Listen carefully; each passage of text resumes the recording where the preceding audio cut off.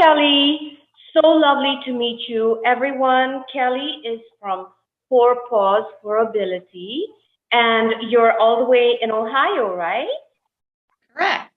How is it out there? It's a little sprinkly today, but 70 in the 70s is lovely. Thanks for asking. Gorgeous, gorgeous. So I'm here on the west coast, but the northwest coast in the mountains. And yes, we've had rain, but it's all very, very nice. So Kelly, I have started studying myself to be a service animal, and trainer, as well as an emotional therapy animal trainer. And I have a few more semesters to go. It's a fabulous institute out of North Carolina that I'm studying with. And I want to say that it's not easy. I myself have four wonderful doggies, and they were never trained to be of emotional support or anything. But by chance, when I had to go through some hard times, they became the biggest support for me in my life. And that's when I noticed how important the a pet can be. But mine was not such a serious issue. Yes? So there are people out there that have physical disabilities, and really some have huge challenges emotionally and mentally, and it really prohibits them from leading a normal life. So here's where I contacted you so that you can bring awareness to all those, how pets are so helpful and so beneficial to our emotional and physical health if we have if we struggle. So can you please tell me about Four Paws for Ability? Absolutely. We were founded in 1998. We are based in Ohio, but we do serve people all over North America. We do have a couple of trainers in Anchorage, Alaska. So some of our clients actually go that live in Alaska or go to Alaska for those classes, for their classes when their dogs are ready. We've placed over 1,600 dogs.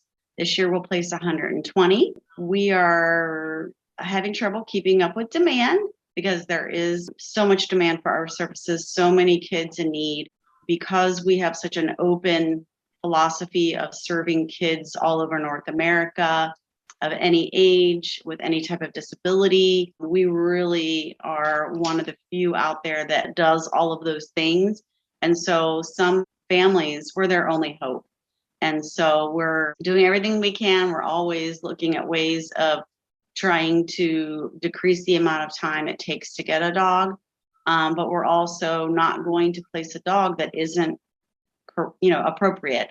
You had mentioned, your dogs were not trained. You know the importance of that. They were able to help you, at home, but what about in public? That's the big thing. A dog can be completely different in public than in your home. And most dogs have what's called suspicion, and that's why they fail. So even maybe your pet dogs, if the doorbell rings, there's a knock on the door, they might bark. Well, that's not really appropriate because our dogs are really trained just to bark when there's some kind of a medical alert that they're trying to tell the parents about. And so if the dog's just always barking at stuff, a squirrel or whatever, the parents are going to be confused as to, well, was that an alert or just some random, barking at a squirrel? Not all of our dogs that go into the program that are in training are going to make it. And that's, part of the reason why also there's, so much, not enough, supply for the demand. But, because we've also been around for 24 years, a lot of our clients are coming back to get their second, in some cases, third dogs too. Because, we all know dogs, their lifespan is 10 to 12 years, the breeds that we use. So, they're not going to be, they're going to pass on. And some of our families feel that, yes, my child could still benefit from the use of the service dog, and then they, come back for dog number 2. Regarding the dogs, I mean, are these dogs, do you bring them in from elsewhere, rescue centers, or do you breed them? Or please explain that process with us. Absolutely. When we first started, we did use shelter dogs and rescue dogs. However, as we've, grown and gotten more awareness out in the disability community, we no longer could do that because we only had a 10% success rate of shelter and rescue dogs. And that was fine when, initially we started, we had, 5 applications the first year, 13 the second year, et cetera. But, now we're trying to place 120 dogs in a year, and there's just not enough qualified dogs. Plus, that's not really the best use of our donors' funds. So we did start our own breeding program several years ago, and that's, getting us more of a 30 to 40% success rate. So that's, better use of our donors' funds, but it's still not where we would like it to be. We would love to say, 40% or 50% of our dogs, but again, we're not going to place a dog that has told us through its actions that it's like, oh, I don't think I want to do that. I just want to be a couch potato. I don't like going out in public. I don't like being on an airplane. I don't like going to a restaurant. I don't like kids, whatever it is. Right. Every dog has a different temperament and personality, just like we have temperaments and personalities and strengths and weaknesses. And they're not robots. We can't just, put them in a mold, pop them out and say, you're going to be a service dog. This one's going to be a service dog.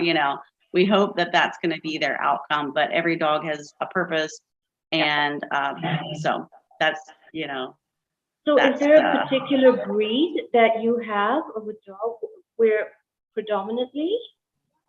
Yeah, if you can see here behind me, that's Golden Retriever. We do Golden Retrievers. We'll also combine the Labrador Retriever with a Golden Retriever, and we just call that a Golden Lab. We also combine the Newfoundland in there with the Golden Lab, which creates a little bit bigger dog for some of our clients that need a bigger dog. And then for those people who have like a documented dog allergy, they might want a standard poodle, or we'll combine the Golden with the poodle. So it's Golden Doodle. Those clients that, might have a seizure disorder, hearing impairment, or type 1 diabetes, we could do a Papillon as well. That's the only small breed that we do. Right. So I myself have a Golden Retriever. His name is Ollie, and he's absolutely not trained. He's terribly spoiled by me. But I'll tell you something, he is a honey, and that, the breed, the Golden Retriever, they're so lovable. But for me, yes, all dogs are. But there's something about Goldens. There's definitely something about them. Is there a breed that you'll say is absolutely not trainable? I don't think so, because when we, started off, at the beginning, we placed all sorts of dogs. We placed Bernese Mountain Dog, a couple of those, boxers, collies. I mean, it's really just based on a dog's temperament. It's not really even necessarily always this breed is better at, but if you think about the family-friendly breeds, the Golden is in there, the Lab's in there. And so because we serve so many kids, it's just natural for them. They like kids. Right. They like families. They want to please. Yeah. And so that's what we're looking for primarily. Correct. And then also, does it happen sometimes, Kelly, where, they bring a doggy home and things for some reason don't work out? Does that happen sometimes? It does. And what we'll do is we will take the dog back, see if there's any way to rehabilitate that relationship, but sometimes it's just not the right fit. And so then we'll train another dog and have them come back to class and go through that whole process again in the hopes that would be the best match. Right. Yeah. So How long is usually the training process from beginning to eight? At what age do you start training them, and then you say, okay, now they should be on average. I know every dog can be different. On average, what would be the training duration for training and good to go? So our dogs, as soon as they're born, as soon as their eyes are open, they go through what's called puppy enrichment and just getting used to being handled and learning about the world around them and their litter mates and working with volunteers on going up ramps and stairs and putting their little vest on. It's absolutely adorable. And sometimes you put their vest on, they just fall down. So cute.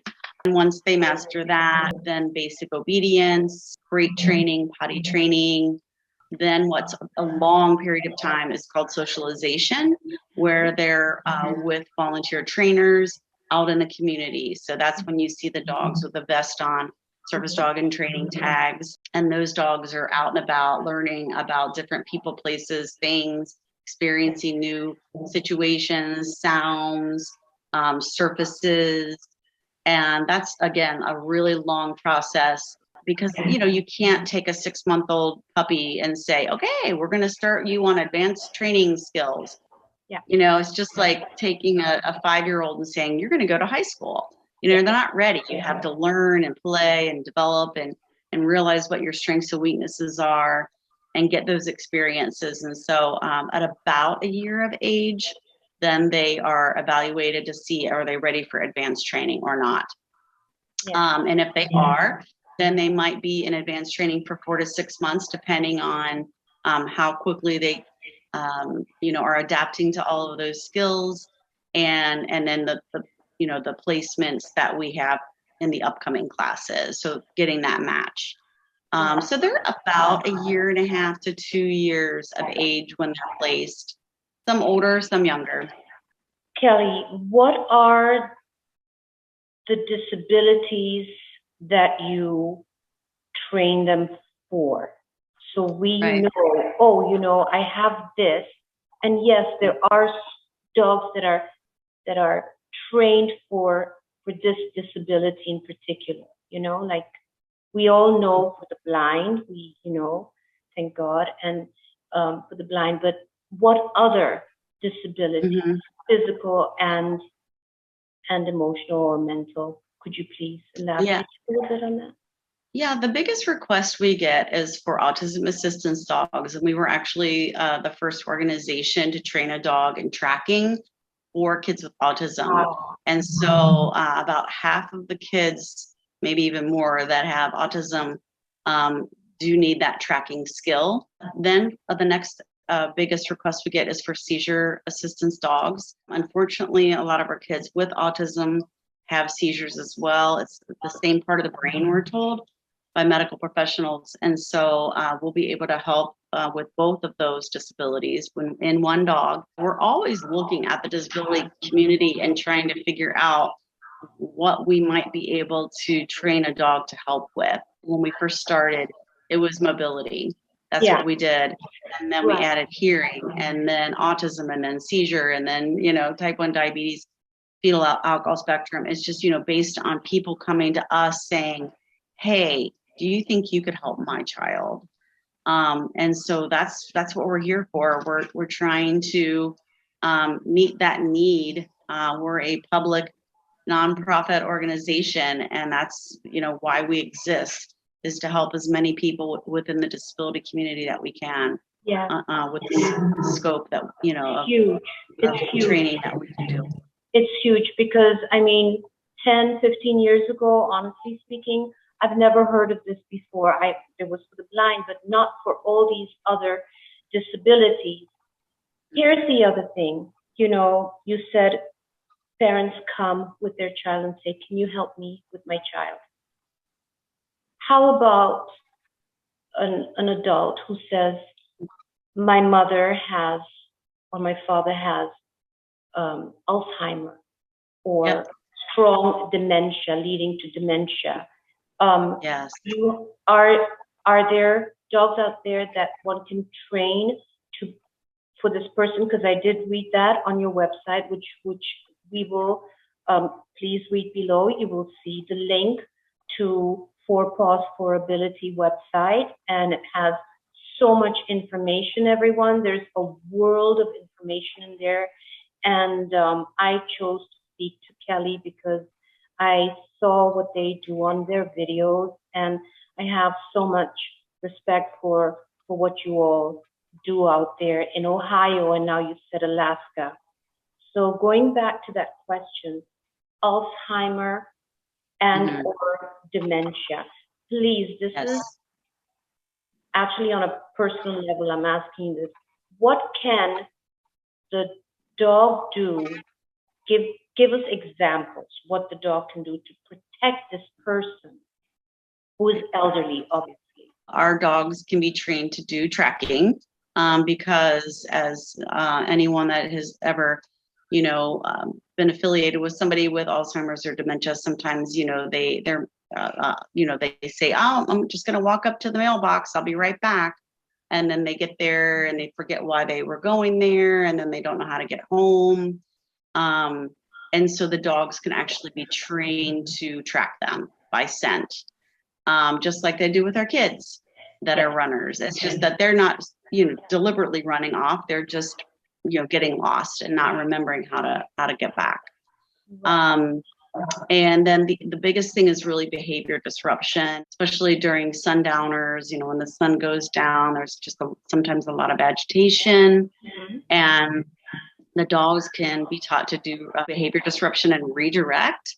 Just even bringing a big fuzzy tennis ball in the mouth to the person and have them play and throw just redirects and makes them think, okay, I'm not going to get upset. I'm going to play with the dog right now. One of our clients, they actually had a papillon, and they put the papillon, the husband would put the papillon in his wife's lap when she would get agitated, and he'd say, I think the dog has a little bit of a mat behind its ear. Could you try to work that out? And she would just spend, the next hour, brushing and caring and trying to get that out. And just, then she just forgot that, she was redirected and forgot what she was upset about.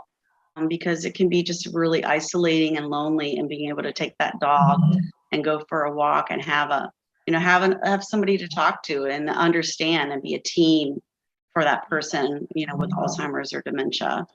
Yeah. Just having that additional support. I'm curious to know something, for example, a elderly person who's cooking and then forgets to put the gas off, right? Walks away from the stove and the gas is still going on. Is there a possibility that the dog can sniff that and say, and set off, a barking or a warning? Not really, because the dogs can't really be taught to distinguish between, okay, it's now okay to cook, but now it's not okay to cook. Do you know what I mean? Yes. But what they can help with, though, is if a smoke alarm goes off, they can absolutely, seek out that source of the sound. And my dog actually does that. If I'm down here in my office and I have something in the oven, and it's beeping and I don't necessarily hear it, she'll kind of come over to me like, hey, you got to take care of that upstairs. So they can be trained to do that type of thing. But it's just like, if the person goes out the door, we don't always want the dog to alert to that, because they might be going out the door and that's okay. Yeah. But it's the person handling the dog, the caregiver is the handler of the dog all the time. And then that person's like, okay, we got to go find.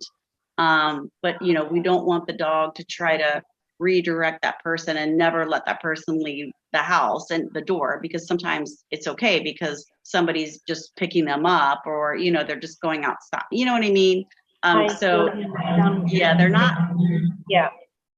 Yeah, the dogs aren't really lassie, where they're just intuitive and they know, okay, they have to be taught, that, and given those commands. That makes sense. Can you share with us a story of one of your proudest moments when where you see a difference where this doggy has gone to a home that, for Paws for Ability has trained, and where there has been such an immense, drastic change in this person, whether it was emotional again or in physical. Can you share one of your many, many stories? I have many. I could Many, talk I all day know. about them. The story that I have is really about a child with autism who tended to always run out the door. This was actually a child in Alaska.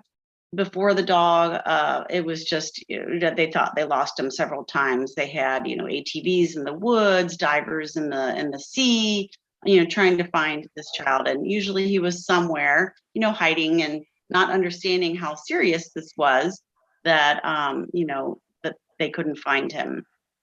And once they got the dog, he unfortunately didn't stop running, but that's what the dog was trained to do.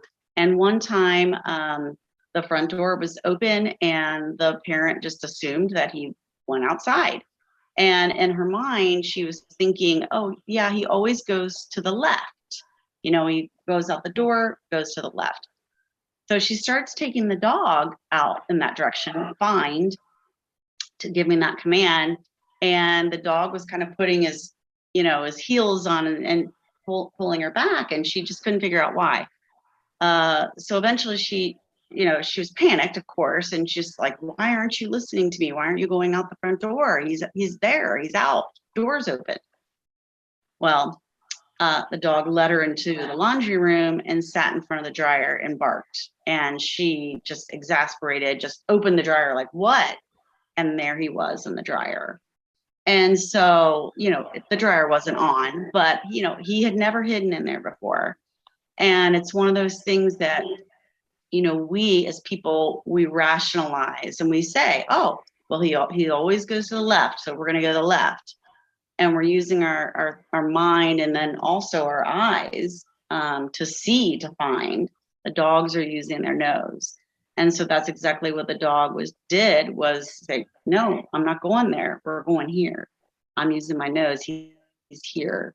And so just the parents saying, okay, I trust the dog now. I'm going to let the dog lead me.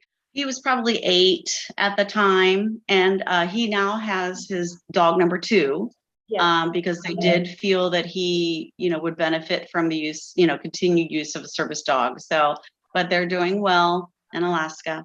This is a phenomenal story because, you would maybe go look around the house, but honestly, like, you would not look into a dryer.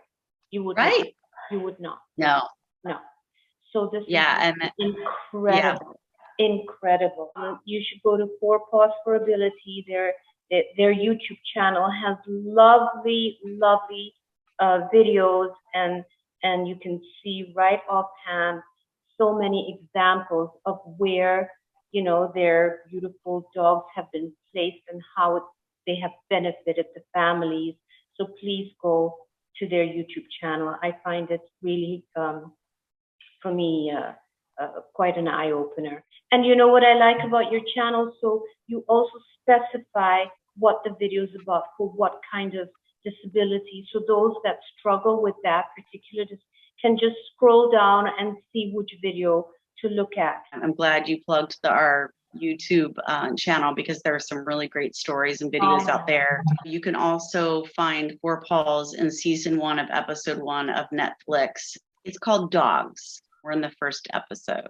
It's an hour documentary that was done for free for us, or on us, I should say. And it was, it's really, a lot of people say, oh, I saw that. I didn't realize that was your agency. Kelly, thank you very much for your time and for showing up and explaining this whole process and bringing awareness to all of us. And I thank you very, very much, and wishing you all, well, I don't think I need to tell you, good luck with all the dogs, and may you have a higher percentage success rate, but just being with them is fantastic, and we adore your work.